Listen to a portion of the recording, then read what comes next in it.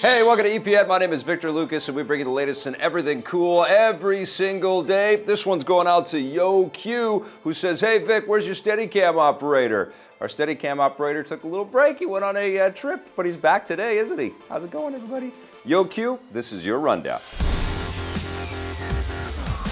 Here's something that's going to make you want to visit Japan in a few years.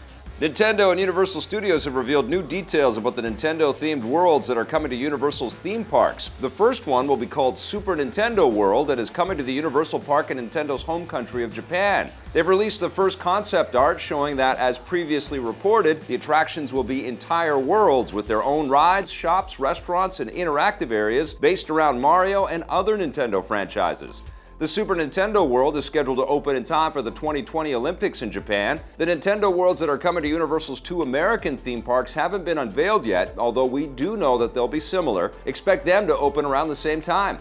All of this comes as Nintendo is on the verge of two big changes. The first is that they're about to release their big mobile game, Super Mario Run, which hits iOS devices on Thursday. Nintendo themselves are expecting to make a fortune, and some analysts are even predicting that the game will be more lucrative than their consoles, which could change the direction of the company going forward. The next big change is their new system, the console handheld hybrid, the Switch. That will be hitting stores in March and will hopefully be successful enough to make Nintendo want to stay in the console game. It's time to get lit and tempt fate. Time to get lit.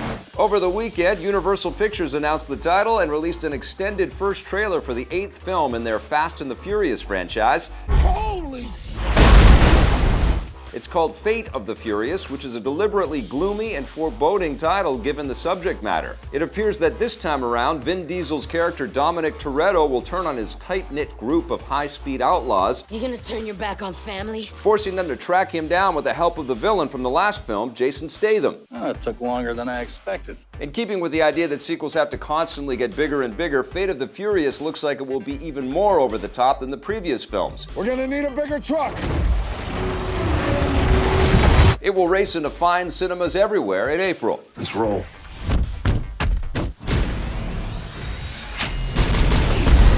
You won't have to wait much longer to see more of the new Spider-Man.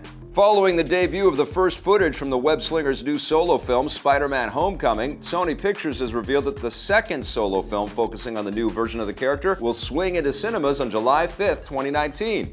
As before, Sony will be producing the sequel alongside Marvel and Disney, thanks to a new deal between the studios that allows Spider-Man to finally be part of the shared Marvel Cinematic Universe. You guys aren't the real Avengers. I can tell Hulk gives it away. Before you start worrying about a sequel, the first film will arrive in July 2017. Good luck out there. The new Spider-Man will also appear in the Avengers Infinity War in 2018.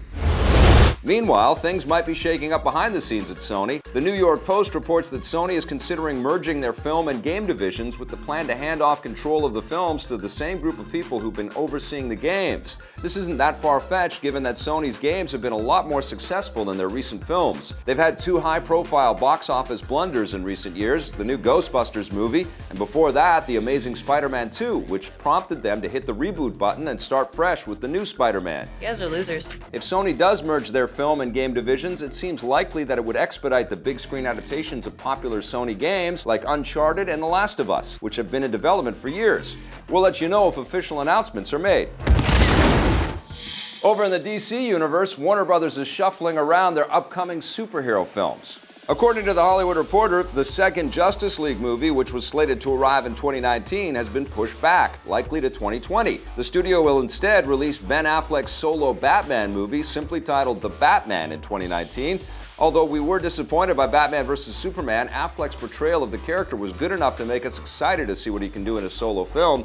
Here's something that might be a little more nerve-wracking. The Hollywood Reporter also claims that Batman vs. Superman director Zack Snyder, who's currently working on the first Justice League film, will be back to helm the second one despite the delay. There had been rumors that he might drop out after the disastrous reception of Batman vs. Superman, especially given that most of the producing team has already been swapped out. Hopefully Snyder will deliver with the first Justice League movie when it hits theaters just under a year from now. So you're fast. Mark your calendars for more depressing entertainment in the zombie apocalypse. AMC has revealed that the current 7th season of The Walking Dead will return on February 12, 2017, following the mid-season finale that aired last night. The second half will consist of 8 new episodes, which will see Rick Grimes and his band of survivors rise up against their new foes. Hopefully the second half of the season won't be quite as bleak as the first half. Sure. The Walking Dead has already been renewed for Season 8, which will infect the airwaves next October. If you need your fill of The Walking Dead while you're waiting for new episodes, Telltale Games is about to release the first chapter in their latest Walking Dead video game, The Walking Dead Season 3. Yes, calling the game seasons gets a little confusing given that they're based on a TV show that already had a 3rd season 4 years ago, but just go with it. The new game will see Clementine and other characters continue their fight for survival, and like the show, pockets of civilization are starting to emerge from the chaos. We'll have to wait and see just how civilized they really are. The first 2 chapters will be available simultaneously on December 20th. It looks like the hackers of Watch Dogs 2 are having some computer problems of their own.